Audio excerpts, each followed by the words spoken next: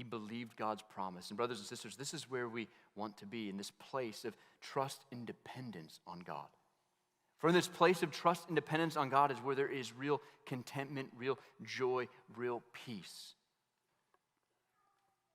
It's here when we're relying on the Lord ourselves, or not relying on the Lord and not on ourselves. In fact, Alexander Maclaren, he writes, the less of our energies are consumed in asserting ourselves and scrambling for our rights and cutting in before other people so as to get the best places for ourselves, the more we shall have to spare for better things, and the more we shall live in the future and leave God to order our ways, the more shall our souls be wrapped in perfect peace. And so Abram is in this place of peace, contentment, depending on God, trusting that the Lord will provide for him. And so he says, Lot, you choose. You choose. Now what happens? Verse 10, Lot looked out and saw the entire plain of the Jordan as far as Zoar. It was well watered everywhere, like the Lord's garden in the land of Egypt. And this was before the Lord destroyed Sodom and Gomorrah. The Bethel's positioned on this hill 3,000 feet high, and Lot is looking out. He's looking out onto the entire plain of the Jordan. And what does Lot see as he's surveying the land, as he's intensely looking at the land? What does he see? What catches his eye? It's well watered everywhere, like the Lord's garden in the land of Egypt. It's well watered. And he compares it to the Lord's garden in the land of Egypt, that the great river that flowed from Eden, divided into four famous headwaters that watered Mesopotamia, and the Nile was the life of Egypt, and these were lush, fertile lands. Now, why does Moses give us this detail about the plain of the Jordan, or why does this stand out to Lot? Well, I think in part because water is quite necessary. It was quite necessary, one, for his livestock.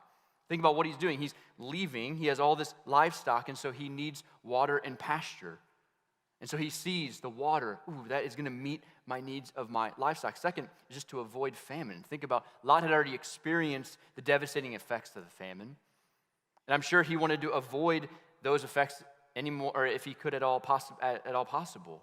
That he wanted to avoid dealing with those or having those effects again in his life, dealing with another famine. And so Lot sees this well-watered plain of the Jordan. It's well-watered. And what does Lot do? Lot chose the entire plain of the Jordan for himself. Then Lot journeyed eastward, and they separated from each other. And Abram lived in the land of Canaan, but Lot lived in the cities on the plain and set up his tent near Sodom. Now the men of Sodom were evil, sinning immensely against the Lord. I want you to notice something here about what Moses does. Moses, 2 different times, he gives these parenthetical statements about Sodom and Gomorrah. Verse 10, it says, this was before the Lord destroyed Sodom and Gomorrah. Verse 13, now the men of Sodom were evil, sinning immensely against the Lord. This phrase, evil, sinning immensely against the Lord, it's a rare phrase that suggests they were living at a level lower than a normal sinner. So like there's sinners, normal sinners, and then there are worse sinners. And we all have those people in our minds. We never think about ourselves, we think about everybody else. We're like pointing the finger. They're all worse. And this idea is that they are sinning with strength or power against God. There's this evil, this wickedness, this immense sinning against the Lord. And one evidence of this was the sexual perversion and sin that ran rampant in Sodom. If you fast forward a little bit ahead to Genesis 19, where 2 angels of the Lord appear to Sodom, Lot is living there, and Lot brings them into his home. And what happens? The men of Sodom go to Lot's house, and they are trying to beat the door down in order to get these angels of the Lord to have sex with them. Not one guy, not 2 guys, many men in Sodom. And what we're told in Genesis 18 and then we see in Genesis 19 is God brings this judgment on Sodom and Gomorrah. And the way he brings judgment is through raining fire and sulfur, destroying the cities and everyone who lived there. Now, what do you notice about Lot? Verse 12, Abraham lived in the land of Canaan, but Lot lived in the cities on the plain set up his tent near Sodom. Now, Sodom The men of Sodom were evil, sinning immensely against the Lord. What does Lot do? He sets up shop right next to a city full of evil, wicked, God-hating people. Look at this map here just to give you a sense of where this is at, going up across. So up from Bethel, the green line is where Lot goes down to this area of Sodom next to the Dead Sea.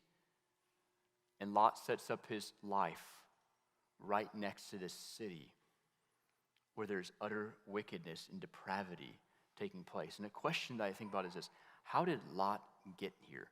How did he get to that place? Well, if you look at the text, verse 10 says, Lot looked out and saw. He looked out and he saw. And the idea is he's intensely looking at the land, surveying the Jordan area, the valley, the Jordan Valley. And he sees, he looks out and he saw. And the idea is that he is dazzled. He sees this land well watered, and he sees it's like paradise. It's like Eden. It's like Egypt. There's prosperity. There's life. And he sees the shininess of it, and he gets sucked in and goes after it. Just like Eve in Genesis chapter 3, verse 6, where Eve, it says, the woman saw the tree was good for food and delightful to look at, and that it was desirable for obtaining wisdom. So she took some of its fruit and ate it. She gave some to her husband who was with her, and he ate it. That, like Eve, like Lot, we oftentimes suffer from this problem where we see with our eyes and not with faith. That Lot is simply looking with his eyes, looking at what looks good, seems good, and he goes after it. And what Paul tells us in 2 Corinthians 5 is that we walk by faith, not by sight. And what does it mean to walk by sight and not to walk by faith? Well, I think a helpful verse to think about is 1 John 2:16, where John writes, for everything in the world, the lust of the flesh, the lust of the eyes, the pride in one's possessions. This is symbolic or description of what it means to walk by sight. See, walking by sight is when we're being led by our own emotion, choosing to rely on our own understanding. It's when we pursue what feels good, what looks good, and what makes us look good to others. This is living by sight.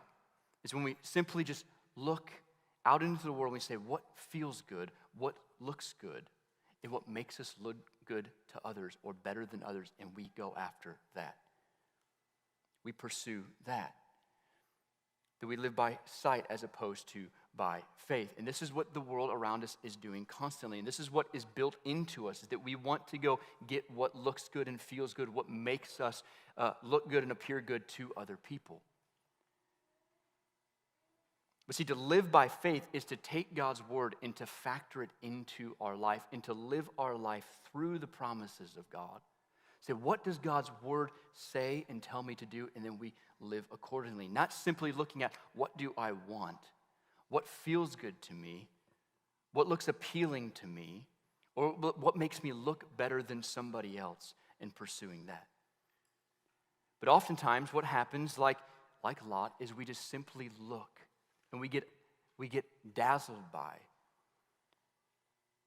We become engaged with and entertained with this thing that looks appealing or good to us. And oftentimes what's built into that is this idea is that Lot is thinking this is like paradise, this is like Eden. And we think this is what's going to give me life. If I get this thing or experience this thing, if I have this thing, if I look in this way to these people, if they accept me, then I will be happy. Then I will be satisfied. Then I will find life. And what we know is that it is not true, that we get those things, experience those things, and yet life is not found there. And Lot, I think he is living according to his sight, emotion, feeling, his own understanding, not trusting in God. And you think about the tragedy here. Though Lot was offered a share of the land in Canaan, he rejects it and he moves away. And he moves to the very edge of it because he didn't see with eyes of faith, but with eyes of his flesh. One commentator writes, Lot's choice was by sight alone, and it was the biggest mistake of his life. And you see these two people, Abraham and Lot, and Abraham who is living by faith, and Lot who is living by sight, much like how Abraham did in the land of Egypt. And as a result, there are different outcomes, which leads to part 4. God affirms his promise to Abraham.